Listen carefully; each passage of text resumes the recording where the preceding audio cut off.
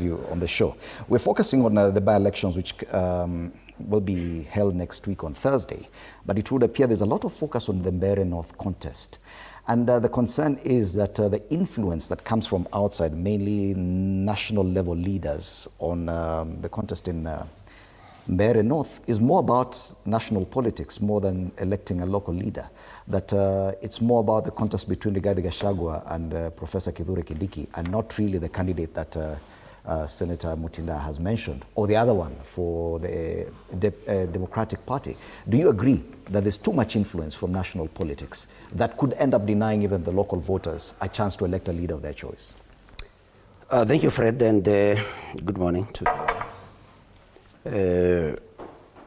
I think I partly agree with that particular thinking, that the by-election in Mbeere is actually not about the candidates. It's not about Karis and Muthende in the first place.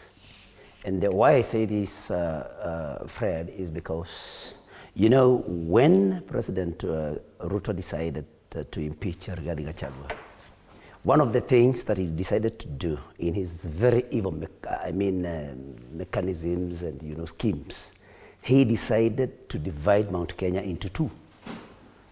Mount Kenya East, Mount Kenya West.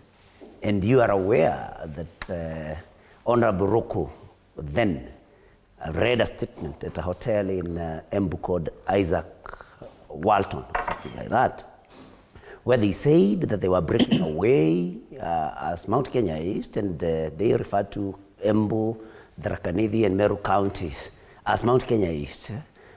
And that they were breaking away and going forward, that their leader was going to be Kindiki. That time, Kindiki was the Interior Cabinet Secretary. And so what is there is that the scheme to impeach Rigathi Gachagua was hatched several months before it actually happened. And Kindiki was actually tipped even then to be the one that was going to succeed Rigathi Gachagua. And so William Ruto wanted to divide Mount Kenya into Mount Kenya East and Mount Kenya West. And now, the Mbeere North by-election has provided the perfect opportunity for Ruto to prove that whether or not he succeeded in dividing Mount Kenya into East and West.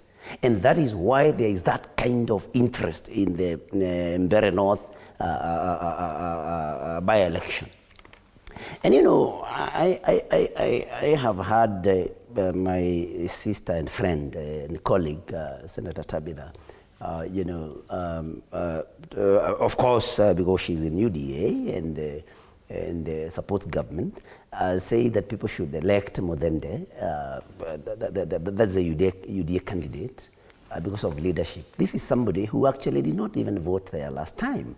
In fact, if he has a vote from Mbeere North, it must have been, I have not been able to establish, but he may not have gotten it before this year. Maybe he just got it, transferred his vote. I don't know, but he did not vote there during the last. But that's not a requirement that you have must have voted. I'm just saying that he voted in Kilifi, and so sometimes we also like looking at the interests of a candidate. And I have nothing. I mean, you have nothing against candidate Muthende of UDA, because we know it's not about him. What I'm finding very interesting, actually, is the way UDA is conducting its campaigns. That they are waiting, especially since Sunday, when Rigathi Gachagua moved in, they are waiting for Rigathi Gachagua to mobilize crowds. And then once they are done, and I was there on Sunday, once we are done with the rally, now they come, because they cannot mobilize anybody unless they pay them. The other thing that is very interesting is watching the Deputy President, Kindiki. The plagiarism that he has exhibited since Sunday is pitiable, because I have a lot of respect for Kindiki. But you can see a man who is, doesn't have an agenda. He waits to hear what Rigathi Gachagua says. He repeats the same. So Rigathi Gachagua says, I'm here, I have come. I'll leave Mbeere North on 28th. Kindiki comes, says, I have come I'll leave Mbeere North on day 28th. Then Rigathi Gachagua starts, door-to-door campaigns, visiting, homesteads, sharing meals with them. Kindiki does the same. When you look at these, you are left wondering, surely, I mean, is Kindiki doing this because he really believes in it, or because his boss, President Ruto, is telling him, if Rigathi Gachagua can stay there up to 28th, you must also do that. If Rigathi Gachagua is doing some visits to, is visiting homesteads, you must do that. So it's pitiable. But generally, to answer your question, yes, it's beyond Muthende and Karis. It's about, it's a battle of titans, and it's about the political, heavyweights and the two political sides. Yes. Rigathi Gachagua on one side, and William Ruto and Kindiki on the other side. Because it would appear, Bwana Zakaria, that it's about everyone else apart from Mbeere North. It's about everyone else apart from